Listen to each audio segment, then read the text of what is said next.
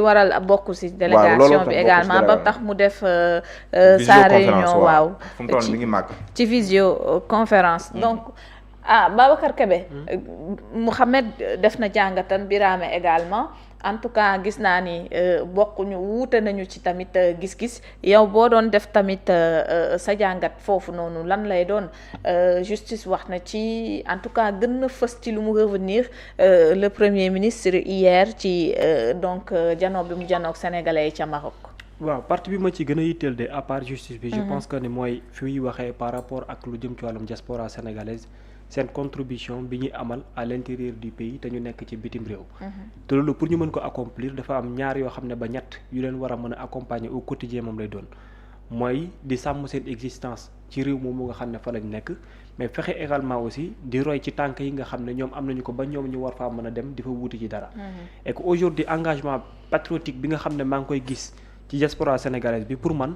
loolu kese au-delà de les lions sénégalaises li ñuy servir ci Coupe d'Afrique des Nations bi war na mën a nekk aussi royukaay ci ñu baree bare ñi nga xam ne peut-être ci biir réew mi la ñu nekkee même bu dee ne ñu bare ci ñoom aussi même engagement boobu la ñu am mais les moyens ne sont pas les mêmes mais malgré distance bi ñu am malgré coono yi nga xam ne ñu ngi koy dund tey ni ñu mel politiquement ci Pastef ci nguuram néew na nga mën koo gis ci beneen parti politique boo xam ne nekk na ci nguur mën a am taxawaay gu mel noonu ci diaspora sénégalaise bi loolu nag peut-être li ko indi mooy confiance boo xamante ni bu am la seen diggante ak le président de Pastef mais aussi peut-être politique bu ñu leen jaay la te seen espoir ba ndege ni nekk ci li nga xam ne mu ngi ciy wàcc ndax yematuñ ci nekk des militants mais dañuy contribuer même ci construction économique bu Sénégal de manière boo xamante ni daanaka bu extra moom la nekk te loolu li koy gën a firndeel yàggul dara li jëm ci wàllum diaspora bond ak yeneen yi nga xam ne am na fi gis nga contribution bi nga xam ne tegu na ci kun wareef la aussi ci le président de Pastef bu fekkee moom moo jaay ba ñu jënd à chaque fois bu jàkkaarloowee ak ñoom muy véhiculer message boo xam ne da leen di xamal réellement que ne malgré bëgg mu leen mëntu bëgg teewul aussi dinaa leen fàttali fondamentaux yi nga xam ne ci ngeen war mën di basé wu pour di xool seen doxalin ak seen nekkin ci réewu jàmbur par rapport ak li nga xam ne loolu la ñuy digle bu dee ci beneen wet bi la ba du ñuy dellu si waatal ci li ñuy wooye benn discours de responsabilité lu tax ma koy tuppee discours de responsabilité mooy li ñuy wax ci wàllum justice man discours de responsabilité laa ko téye lu tax ma waxee ko loolu mooy Ousmane Sonko dafa am loo xamante ni lu ko war loola moom ak pas seulement certains de son parti mais beaucoup de Sénégalais ñi nga xamante ni dañoo dem ba benn instant dañ jàpp ne fondamentaux yi nga xamante ni moo nekk un problème bu tax Sénégal pour mu bouger problème la dañ jàpp ne justice daanaka moo ci taxaw léegi te moom moo battre campagne mais avant muy battre campagne aussi dafa promettre des Sénégalais ne cette justice là ak ni muy doxee il y a possibilité de changer la donne possibilité de changer la donne ci plusieurs angles sànq Mouhamed wax na ci ne mënuloo xam benn instant ban justice moom la bëgg mais dama jàpp ne justice yi muy pointé du doigt bu ci nekk complémentarité la par rapport ak morom ba parce que aujourd'hui li disponible comme moyen te justice war ko mën a utiliser nit ñëpp xam ne justice ni perception bi changé engagement gi muy jël ci wàllum reddition des comptes jël na ko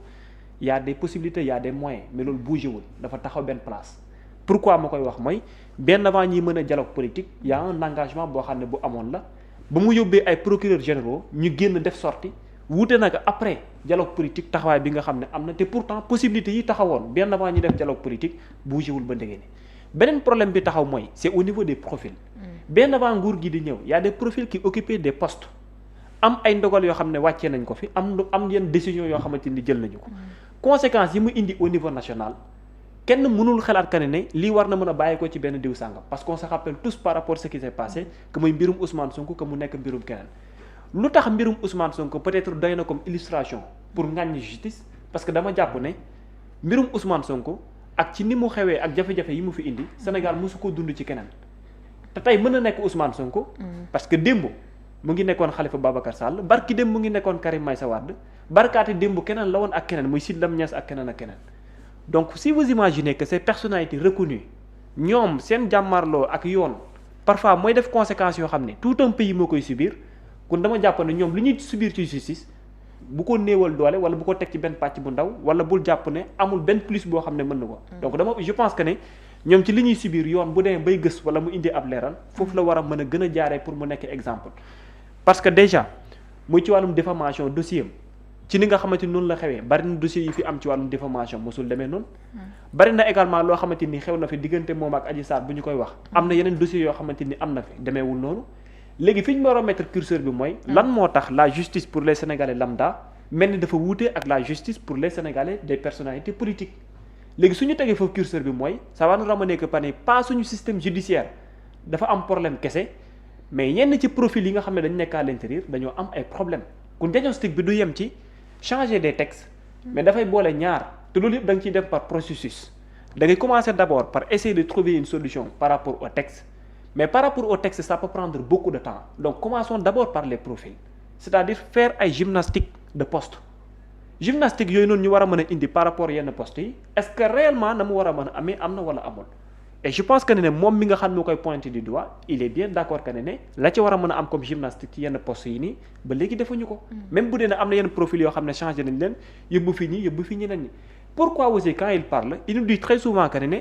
moom ci li ma gis mooy y a beaucoup de magistrats mais certains de ces magistrats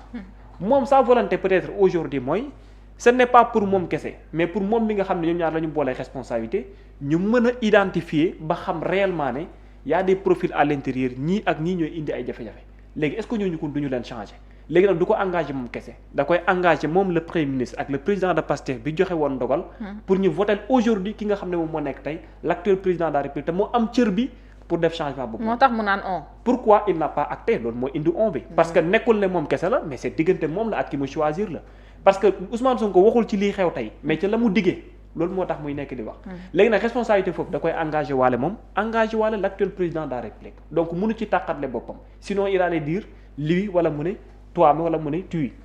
kon foofu lay dem donc on bi su ñëwee c'est parce que ñoom ñaar ñoo baatandoo campagne moom moo def campagne diggee. moo ko joxoon ci bari loolu moo tax mu ne 90% ci promesses yi am ci moom la bàyyeekoon moo ko doon promettre. mais ba tànn jotee aussi moo tànn ni teg ko kon aujourd'hui la responsabilité ba ndege ni ñoom la engagé. beneen bi ci tegu pour man mooy processus bi ma la wax noonu y a des possibilités parce que justice ak lu ci mën a am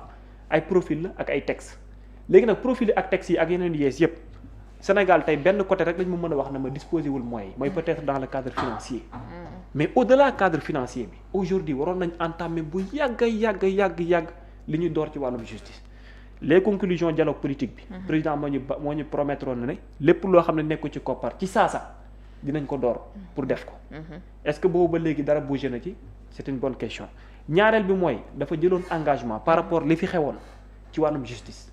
boole ko ba jël baleem teg ko ca ndodd ko dugal ko biir palais teg ko boobu ba léegi est-ce que réellement am na loo xamante ni bougé na réellement c'est une question qu'il faut se poser la reddition des comptes de 2012 2013 2014 du président Macky Sall ak la reddition des comptes de 2025 2026 quelle est la différence amul différence nga gis amul différence parce que président Macky Sall boo fekkee am na lu wuute am na ñu yoon woo de waaye mooy instance ba CREI la ak lan PJF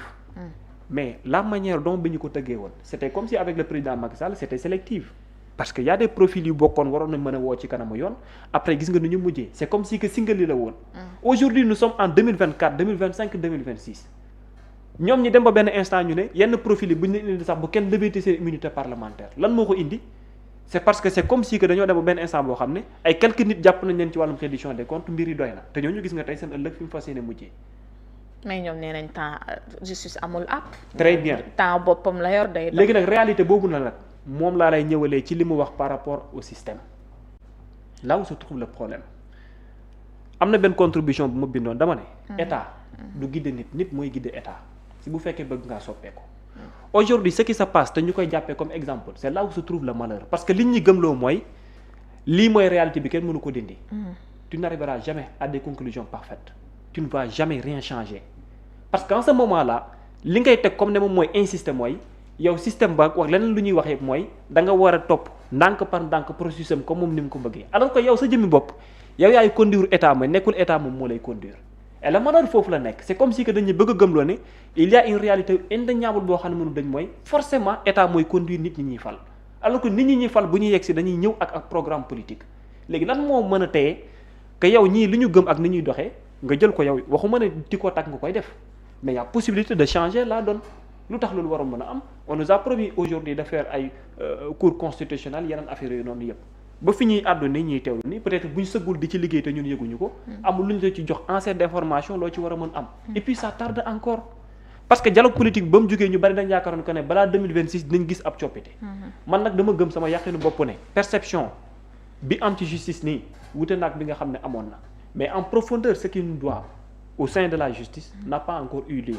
et loolu problème bu mag a mag la te système boobu noonu man mu nekk fi ma jàpp nañ ñi dañ koy wax dama gëm ne c'est une réalité bu exister parce que pour man tey tant que ñu ngi demee paramètres yi au sein de l'administration ak au sein de certaines institutions rien ne va changer donc le minimum c'est de revoir ces paramètres là et de revoir également aussi les profils qui incarnent ces paramètres du kenn du ma wax ka ne ma ne personnalité yi nga xam ne capacité pour conduire paramètres yooyu amuñu fi parce que am na fi donc engagement bi su amee faisabilité bi dañ ko war a mettre en œuvre bu ñu ko mettre en œuvre au moins nit ñi jàpp ne lii promesse yi ñu tegoon la te au minimum ñu ngi ci yoon bi pour accomplir ko merci Babacar loolu am na solo sa gis